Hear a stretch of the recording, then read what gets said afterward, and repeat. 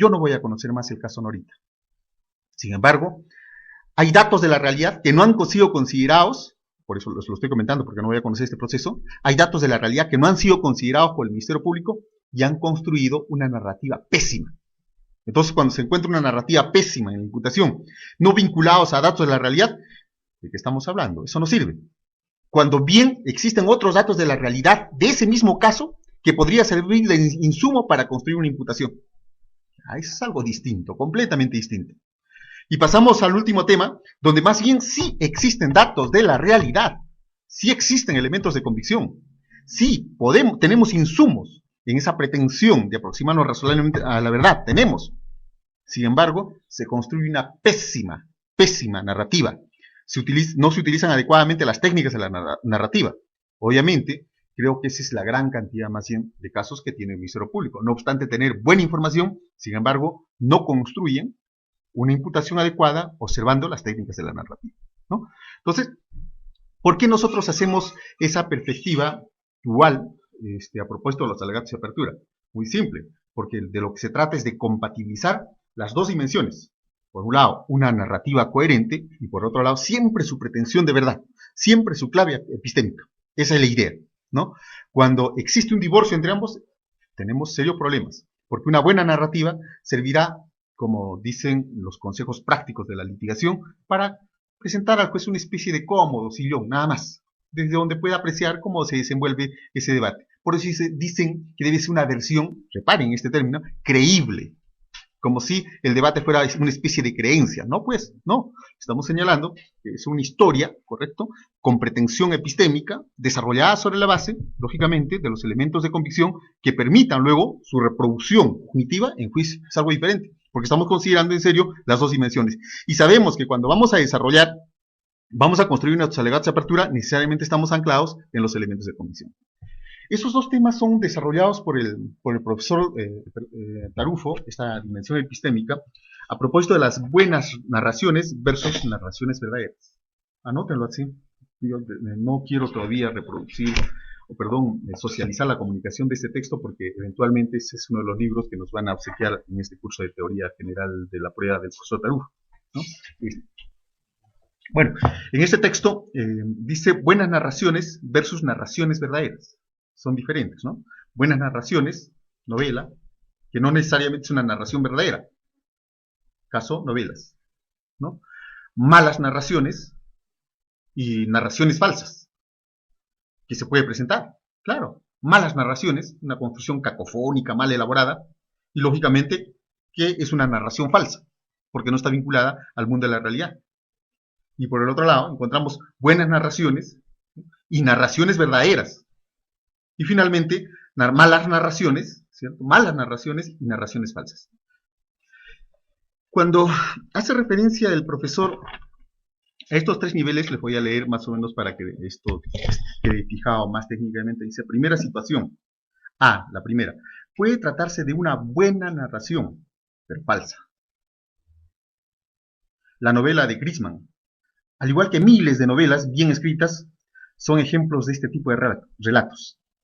Son buenas desde el punto de vista narrativo, pero al pertenecer al dominio de la fantasía y la ficción, ni siquiera pretenden ser verdaderas. No hay pretensión de verdad. Aurelio Buendía, en la novela de se me fue el nombre del Nobel, García Márquez, ¿cierto?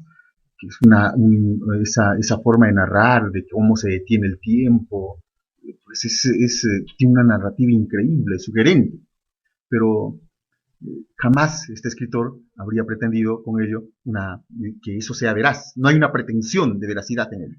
Y quizás su desanclaje de la realidad hace de que se tenga más habilidad como para construir esa narrativa, ¿verdad?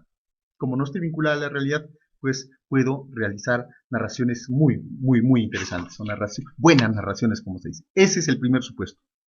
Dice, por definición, una novela, principalmente si es tomada holísticamente, es descriptivamente falso. Una novela, holístico es lo todo, ¿no? Que es lo contrario a lo analítico, ¿no? Es descriptivamente falso. Incluso cuando, como ocurre en el ejemplo de Grisman, discutido más arriba, incluye algunas o incluso muchas aserciones que puedan ser identificadas como descriptivamente verdaderas. Listo. B. Segunda situación. Un mal relato puede además ser falso. Un pésimo relato puede ser falso. Puede ser una pésima novela. A ver, pongámonos a escribir algún ensayito, algún cuento. Pésima novela. Y obviamente corresponde tal vez a alguna elucubración ficta para concursar en un ensayo.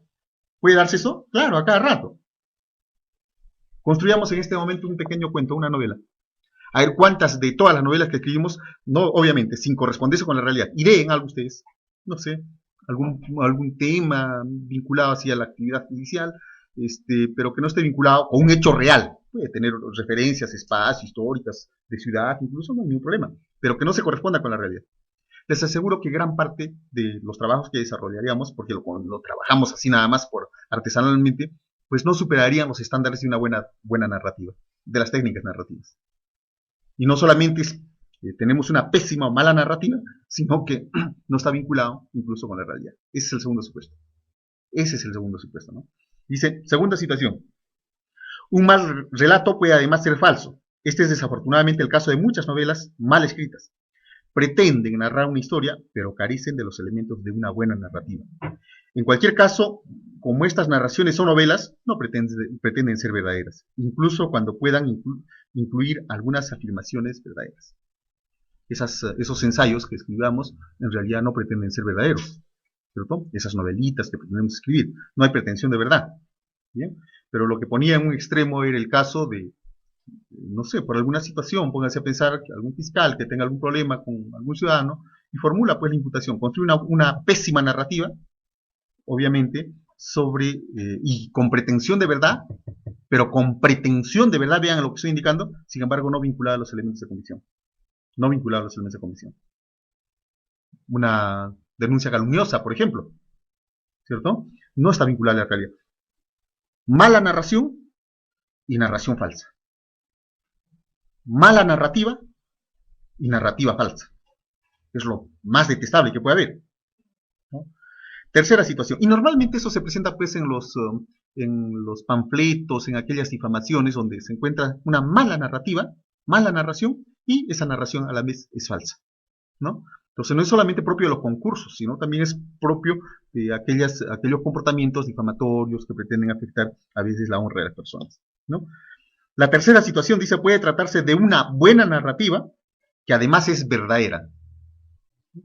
Este es el caso, por ejemplo, de algunos relatos históricos, pónganse a pensar en los alegatos de apertura, que están escritos de una forma coherente, consistente, plausible y persuasiva, pero a la vez son descriptivamente verdaderas, ya que representan fielmente el suceso o el conjunto de los sucesos a los que se refieren. Elementos de convicción, aparece un conjunto de información, el que construye la imputación se toma en serio su trabajo y utiliza todas las técnicas de la narrativa y comienza a construir formidable narrativa, buena narrativa. Esa es la ideal, por su dimensión epistémica, por su pretensión de verdad. Es una buena narrativa, extraordinaria narrativa, punto número uno, y en segundo lugar, es una narrativa verdadera, ¿no? Esa sería narrativa, buena narración y una narración verdadera. Está bien, ¿sí? Buena narrativa y a la vez una narrativa verdadera. Esa es la idea. Esa es la idea, ¿no? Que, sí, dime. Lo primero no sería una narración verdadera para construir una buena. Ya, en la orden de construir, en el orden de construir la imputación es cierto, tenemos que tener una narración verdadera, una narrativa verdadera, ¿cierto? Porque se condice con lo que aparece en los elementos de comisión, y obviamente esa narrativa verdadera tiene que ser una buena narración. Exacto, está bien, se presenta de manera adecuada, pero ya estamos diferenciando cómo se presenta esa tensión al momento de construir los alegatos de apertura. Y vemos de que no es una presentación lineal, sino que cuando estamos trabajando, cierto, tiene que ser una narrativa verdadera, descriptivamente verdadera, y luego, lógicamente, construir una buena narrativa. Eso es lo ideal, ¿no? Y finalmente la cuarta situación puede tratarse de una mala narración, que sin embargo es verdadera. Esto creo que viene a ser más bien el 90% de los casos del Ministerio Público. Una pésima narración, y sin embargo es verdadera. ¿Cuántos casos tenemos donde sí existen pues elementos de comisión? Pero el Ministerio Público no ha desarrollado esa capacidad para construir narrativamente una novela. Desde acá, en otras palabras, lo que queremos es revalidar la narrativa, pero con contenido.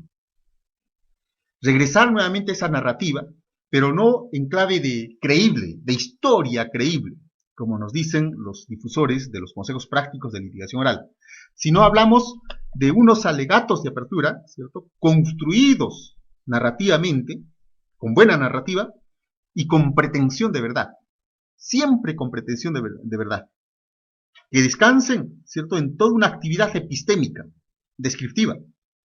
Eso ya es otra dimensión. En realidad, ahí sí avanzamos. Cuando de pronto comienzo con los alegatos de apertura y hago mi presentación del tema, ¿correcto? Entonces luego el juez me está esperando para que yo presente los hechos en esa pretensión de verdad, sabiendo que lo que estoy indicando sí se va a aprobar en el proceso. Anuncio su dimensión epistémica como tal, ¿no? La situación es diferente. No voy a hacer teatro. No hago teatro.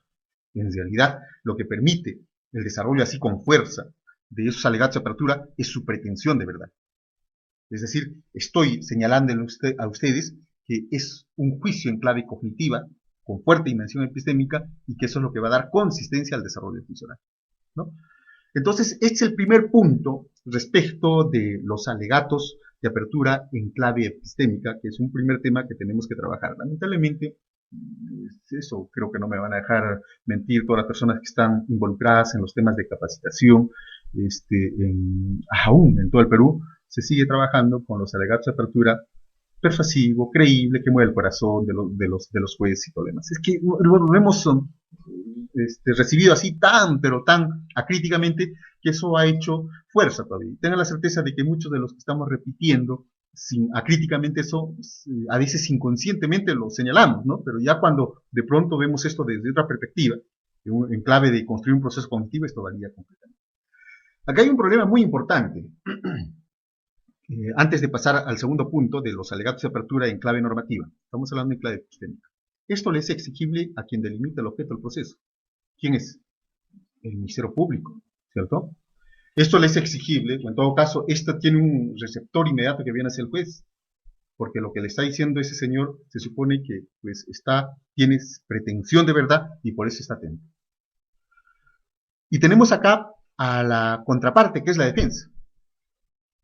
La defensa no es auxiliar de la justicia. La defensa es aquella que opone los obstáculos constitucionales de respeto de derechos fundamentales para que esa aproximación razonable a la verdad no arrase con ellos. Y le pone esa valla al Ministerio Público. Si es que tú quieres aproximarte razonablemente a la verdad, pues tienes que respetar necesariamente estas vallas. Pero no solamente le habilita al Ministerio Público a que presente esas vallas, que son las garantías, sino, fundamentalmente, le da a la defensa la posibilidad de que pueda emplear distractores. Así que nada impide de que la defensa sea altamente persuasiva. Otra cosa es que el juez se crea eso.